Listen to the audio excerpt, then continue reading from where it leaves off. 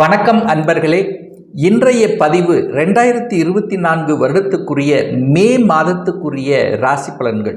இந்த மே மாதத்தினுடைய கிரக நிலைகளை பார்க்கும் பொழுது மேசமனையில் சூரியனும் சுக்கிரனும் இணைவு பெற்றும் ரிஷபமனையில் குரு பகவான், அதாவது இந்த மே 1ஆம் தேதி குரு பயிற்சியானது நடக்க இருக்கிறது. அதன்படி ரிஷபமனையில் குரு பகவானும் கன்னிமனையில் கேது பகவானும் மனோகாரகனான சந்திரன் இந்த மாதத்தினுடைய தொடக்கத்தில் பார்த்தீங்கன்னா மகரமனையிலும் கும்பமனையில் சனி பகவான் ஆட்சி பலம் மூல திரிகோண பலம் பெற்று வலிமையாகவும் மீனமனையில் ராகு புதன் செவ்வாய் இணைவு பெற்றிருக்காங்க.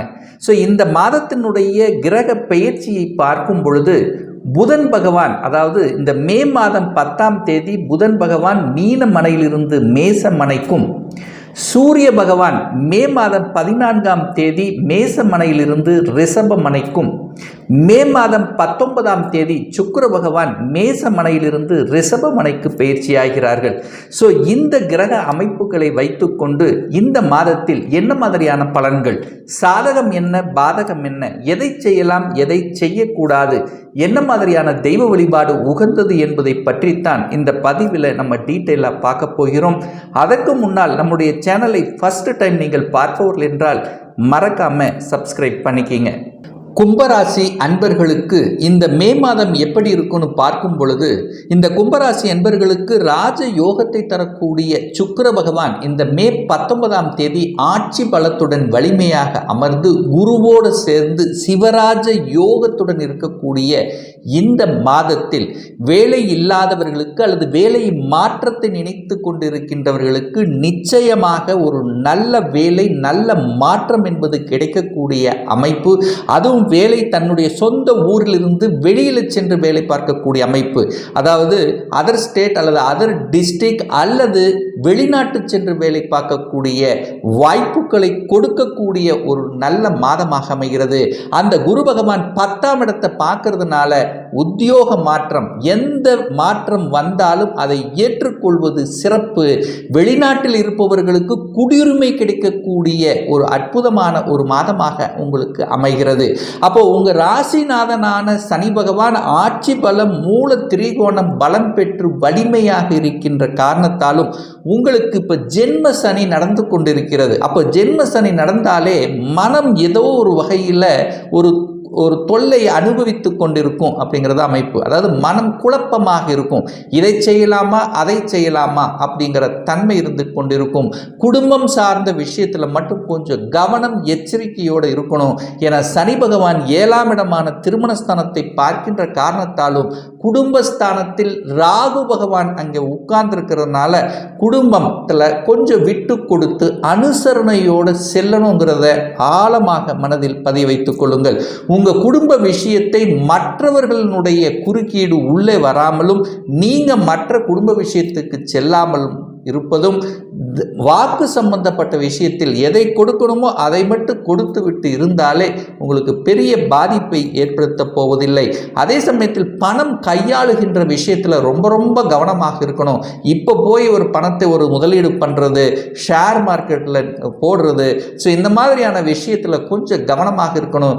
ஏன்னா அந்த புதன் பகவான் தனஸ்தானத்தில் இருந்து கொண்டு இந்த ஷேர் மார்க்கெட்டுக்கு காரகன் என்று சொல்லக்கூடிய புதன் தனஸ்தானத்தில் இருந்து கொண்டு 8ஆம் இடத்தை பார்க்கறதுனால கொஞ்சம் கவனம். அது புதன் ராகுவோடு சேர்ந்து இருக்கார் அல்லவா, அந்த சர்ப்ப கிரகம், பாம்பு கிரகம், விஷத்தன்மை கொண்ட கிரகத்தோடு இருக்கிறதுனால கொஞ்சம் கவனமாக இருக்கணுங்கிறதை ஞாபகத்தில் வைத்துக் கொள்ளுங்கள். 3ஆம் அதிபதியாக இருக்கக்கூடிய செவ்வாய் பகவான் தனஸ்தானத்தில் இருக்கார். அப்போ பிரயாணங்கள் மூலமாக ஏதாவது ஒரு ரூபத்தில் உங்களுக்கு தனம் வருகிறது அப்படின்னு இருக்கும். கொஞ்சம் அலைச்சல் திருச்சல்களை கொடுக்கக்கூடிய அமைப்பை உருவாக்கும். அதே சமயத்தில் அந்த 7ஆம் அதிபதியாக இருக்கக்கூடிய அந்த சூரியன் உச்ச பலத்துடன் வலிமையாக இருக்கிறதுனால எதையும் செய்யலாம் என்கின்ற அந்த உத்வேகம், ஆக்ரோஷம் என்பது அதிகமாக இருக்கக்கூடிய ஒரு காலகட்டமாக உங்களுக்கு அமைகிறது. அதே சமயத்தில் 4ஆம் இடத்துல இந்த சுக்கிரன் போய் அமர இருக்கிறார். 19ஆம் தேதி மே 19ஆம் தேதி 4ஆம் இடத்தில் அமர்ந்து கொண்டு 4ஆம் இடத்தை வலுப்படுத்த போகிறார் அப்படின்னு நம்ம எடுத்துக்கலாம். இதுவரை அது குறிப்பாக தாய் சம்பந்தப்பட்ட விஷயத்தில் இருந்து வந்த பிரச்சனைகள் விலகும், தாயினுடைய உடல்நலம் சரியாகும். கடந்த ஒரு சில மாதங்களாக பார்த்தீங்கன்னா தாய் சார்ந்த விஷயத்தில் அதிகமான ஒரு மன உளைச்சல்களை கொடுத்து கொண்டிருந்தல்லவா, இப்போ தாயினுடைய உடல்நலம் சரியாகக்கூடிய வாய்ப்பு என 4ஆம் அதிபதி 4ஆம் இடத்திலேயே வலுப்பெற்று இருக்கின்றார் அல்லவா. அப்போ தாய் ஸ்தானாதிபதி வலுப்பெறப் போகிறார். தாயினுடைய சார்ந்த விஷயத்தில், பணம் சார்ந்த விஷயத்தில், சொத்து சார்ந்த விஷயத்தில் உங்களுக்கு நன்மை கிடைக்கப் போகிறது. அதே சமயத்தில் பார்த்தீங்கன்னா அந்த குரு 4ஆம் இடத்தில் இருக்கார் அல்லவா, அப்போ 4ஆம் இடத்தில் அமர்ந்து கொண்டு 8ஆம் இடத்தை பார்க்கிறார். அப்போ உங்க சொந்த ஊரை விட்டு வெளியே சென்று இருப்பதற்கான வாய்ப்புகள், குடும்பம் ஒரு சைடு இருக்கும், நீங்க ஒரு சைடு தொழிலுக்காக செல்லக்கூடிய ஒரு காலகட்டம் உங்களுக்கு இருக்கு. அதுவும் இப்போ வேலை இழந்தவர்கள், வேலை இல்லாமல் இருப்பவர்கள் பார்த்தீங்கன்னா நீங்க உங்க சொந்த ஊர்ல அப்ளை பண்ண கிடைக்காது, தொந்தரவு பிரச்சனையாக இருக்கும்.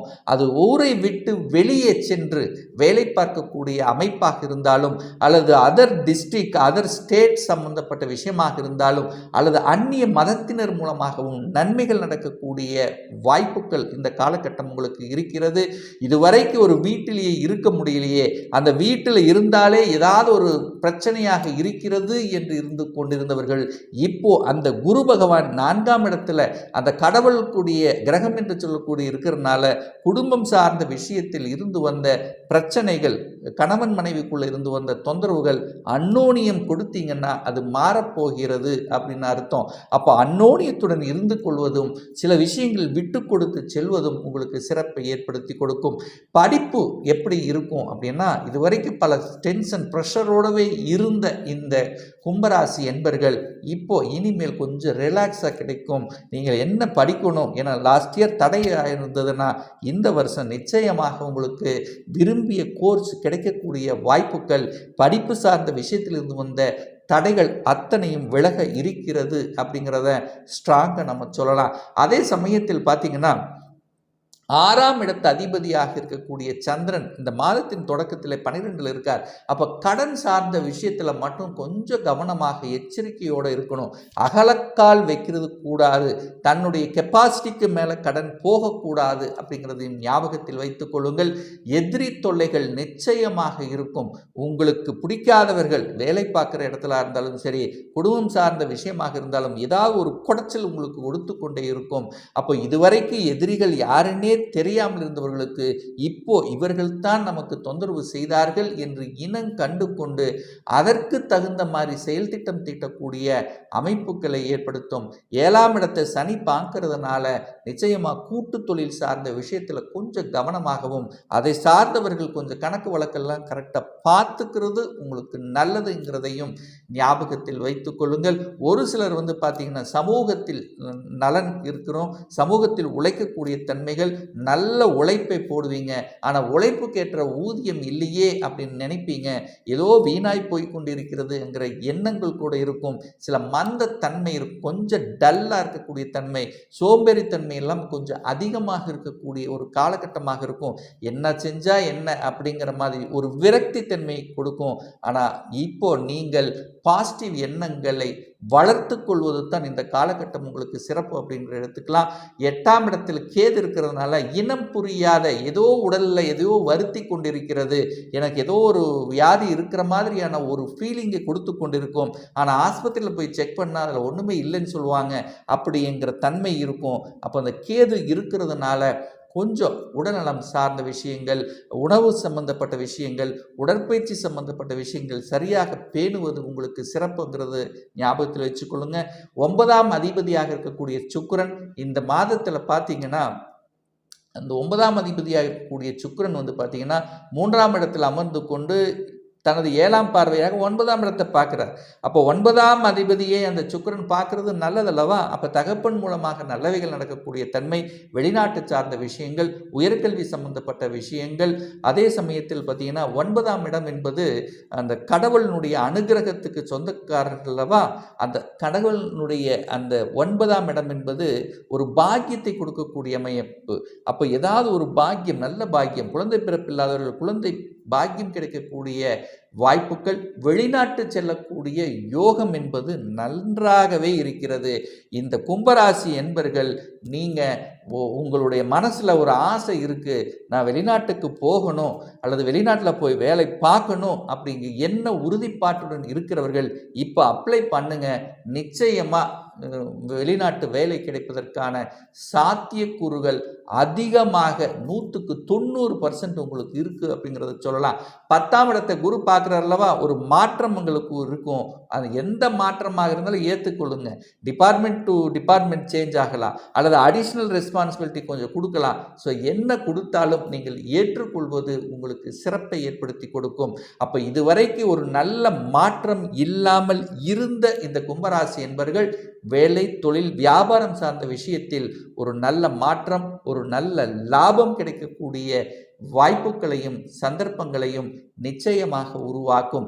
அதே சமயத்தில் குலதெய்வ வழிபாடு அப்படிங்கிறது ரொம்ப ரொம்ப இம்பார்ட்டன்ட் இந்த கும்பராசி என்பர்கள். அப்போ ஒவ்வொரு அமாவாசை என்று குலதெய்வத்தை மறக்காமல் போய் வழிபட்டாலே உங்கள் மனம் இருந்து வந்த பிரச்சனைகள், உங்களுடைய பூர்வீகத்தில் இருந்து வந்த பிரச்சனைகள் சரியாகுங்கிறதுல எந்தவித மாற்று கருத்தும் கிடையாது. இப்போ நான் சொன்னது கோச்சார ரீதியான இந்த மாதத்துக்குரிய ஒரு பொதுவான பலன்கள். இந்த ராசி நட்சத்திரத்தில் பார்த்தீங்கன்னா பல கோடி பேர் இருப்பீங்க. ஆனால் எல்லாருக்கும் ஒரே மாதிரியான பலன்னா நிச்சயமாக இல்லை. ஏன்னா ஒவ்வொருடைய ஜாதகரும் டிஃப்ரெண்ட், ஒவ்வொருத்தரும் டிஃப்ரெண்ட், ஒவ்வொருடைய தசா புத்திகளும் வேறுபடும். இந்த கோச்சார பலனை ஒரு 3 மாதத்துக்கு கண்டினியூவாக பாருங்கள். அது சரியாக செட் ஆகலை அப்படின்னா நிச்சயமாக உங்களுடைய தசநாதனோ அல்லது புத்திநாதனோ 6, 8, 12ஆம் அந்த தொடர்பு நிச்சயமாக இருக்கும். ஒரு துல்லியமான பலன் வேணும் அப்படின்னா உங்களுடைய சொந்த ஜாதகம், சுய ஜாதகத்தில் கிரகங்கள் எப்படி இருக்கிறது, என்ன ஆதிபத்தியம், எத்தனை டிகிரியில் இருக்கார், இப்போ நடப்பு தசா புத்தி அந்தரம் சூட்சமும் வாயிலாக நீங்கள் கேட்கக்கூடிய எந்த கேள்வியாக இருந்தாலும் இந்த வருடம் சொந்த தொழில் செய்வதற்கான கொடுப்பினை இருக்கா, அப்படி இருக்கக்கூடிய பட்சத்தில் எப்போ நம்ம சொந்த தொழில் செய்யலாம், இப்போ +2 முடிச்சிட்டேன், எந்த கோர்ஸ் படிப்பேன், அந்த படிப்பதற்கான விதி கொடுப்பினை என்ன இருக்கிறது, திருமண தடை ஏற்பட்டு கொண்டிருக்கு, எப்போ தான் நமக்கு திருமணம் நடக்கும், எப்போ நம்ம குழந்தை பாக்கியம் கிடைக்கும், எப்போ நமக்கு வீடு கட்டக்கூடிய யோகம் இருக்கிறது, இது போன்ற கேள்விகளுக்கு துல்லியமான பலனை நம்மால் கூற முடியும். ஒரு பர்சனல் கன்சல்டேஷன் எடுத்துக்கணும், ஒரு சுய ஜாதகம் பார்க்கணும் என்று விருப்பமுடைய அன்பர்கள் டிஸ்பிளே தெரியக்கூடிய நம்பருக்கு வாட்ஸ்அப் மூலமாகவோ ஃபோன் கால் மூலமாகவோ தொடர்பு கொண்டு அப்பாயின்மெண்ட் பெற்றுக்கொண்டு கன்சல்டேஷன் எடுத்துக்கலாம். இந்த பதிவு நிச்சயமாக உங்களுக்கு பிடித்திருக்கும் என்று நினைக்கிறேன். உங்களுக்கும் உங்கள் உறவுகளுக்கும் ஷேர் செய்யுங்க. நம்மளுடைய சேனலை ஃபஸ்ட்டு டைம் நீங்கள் பார்ப்பவர்கள் என்றால் மறக்காமல் சப்ஸ்கிரைப் பண்ணிக்கிங்க. பக்கத்தில் இருக்கின்ற பெல் பட்டன் மற்றும் ஆல் நோட்டிஃபிகேஷனை கிளிக் பண்ணும்போது நான் போடக்கூடிய அடுத்தடுத்த பதிவுகள் உங்களுடைய நோட்டிஃபிகேஷனில் வந்து சேரும்.